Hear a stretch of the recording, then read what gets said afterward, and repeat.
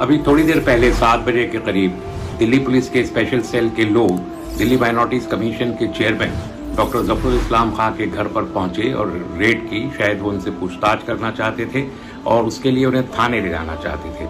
उसके थोड़ी देर के बाद ही उनकी लॉयर बृंदा ग्रोवर का खत आया, जिसमें उन्होंने कहा कि सेक्शन 160 सीआरपीसी के तहत कोविड-19 के दौरान 72 ईयर्स की एज से ज्यादा के किसी भी आदमी को उनके घर के बाहर ले जाने का हक पुलिस को नहीं है। इसके बावजूद भी पुलिस उनके घर पहुंच गई, जो बिल्कुल गैर कानूनी हरकत है। हम समझते हैं कि दिल्ली पुलिस को उनका अपना कानून मालूम होना चाहिए कि किस सूरत में उन्हें क्या करना है। यह हैरत की बात है कि किसी भी एक एफआईआर का बहाना बनाकर और पुलिस जो है किसी भी सीनियर आदमी की, सीनियर सिटीजन भी हैं, उसके अलावा जफरुल इस्लाम खां की एक हैसियत है पूरे मुल्क में भी और आलमी सतह पर भी जफरुल इस्लाम खां साहब को जाना जाता है कि वो एक चलते फिरते इंसाइक्लोपीडिया है। कभी कोई देशद्रोह की हरकत उन्होंने नहीं की, मुल्क से गद्दारी का कोई मामला उनके साथ कभी नहीं बना। लेकिन एक एफआईआर का बहाना लेके कहीं से भी पुलिस किसी के खिलाफ भी कोई एफआईआर करके उसको उठाने के लिए घर जा सकती है। ये सिर्फ एक बहाना है। क्या कहा ऐसा जफरुल इस्लाम खान ने?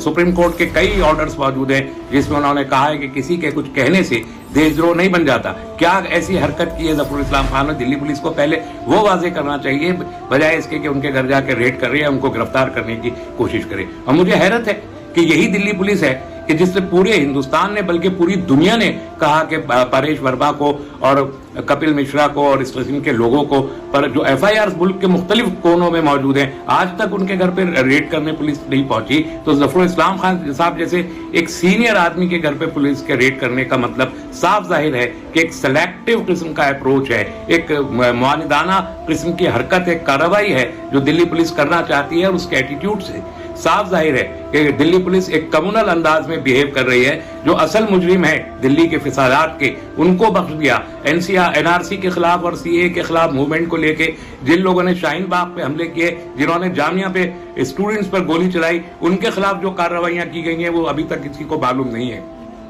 लेकिन जफरुल इस्लाम खान साहब जैसे सीनियर पढ़े लिखे सहाफी को जिस अंदाज से पुलिस उठाने की कोशिश कर रही है, ये बिल्कुल वही अंदाज है जैसे गौतम नौलखा को और मुल्क के जो दूसरे सीनियर लोग हैं उनको हैरेस किया जा रहा है। इसी तरीके से ये हैरेसमेंट है। लेकिन हम वाजे करना चाहते हैं कि दिल्ली पुलिस या कोई भी सरकारी एजेंसी अगर कोई गैर कानूनी हरकत करती है तो अवामी सतह पर उसको बर्दाश्त नहीं किया जाएगा। मैं अवाम के अलावा दिल्ली की सरकार से और दिल्ली के अलावा मरकजी सरकार से भी ये अपील करता हूं कि वो कोविड-19 का बहाना न बनाए। ये बहाना करके, लॉकडाउन का बहाना करके, मैंने पहले भी कहा था, मैं फिर कह रहा हूं कि ये गलती न करें कि लोग बाहर नहीं आएंगे, लोग एहतजाज नहीं करेंगे, लोग दिखेंगे नहीं। सोशल मीडिया में सोशल डिस्टेंसिंग को मेंटेन करते हुए भी एहतजाज के बहुत सारे तरीके मौजूद हैं। लोग वो एहतजाज करेंगे।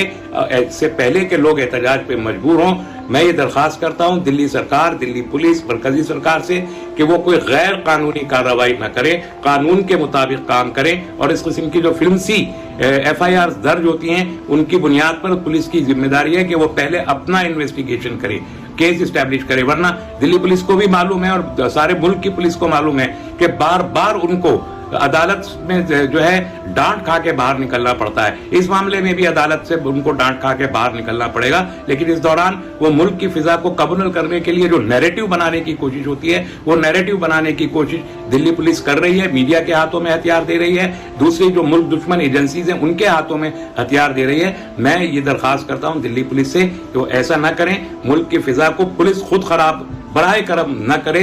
मैं दिल्ली के अवाम से भी ये अपील करता हूं कि वो सब्र और ज़ब्त के साथ अगर किसी तहरीक की जरूरत पड़े तो सोशल डिस्टेंसिंग को मेंटेन करते हुए अगर तहरीक की जरूरत पड़ी तो तहरीक चलाई जाएगी। लेकिन इन चीजों को जो जालिबाना कवानीन है और जो जालिबाना अंदाज है काम करने का, इसे दिल्ली के लोग बर्दाश्त नहीं करेंगे। जफरुल इस्लाम खान साहब पर ऐसी कोई कार्रवाई नहीं होनी चाहिए जो कानून के खिलाफ।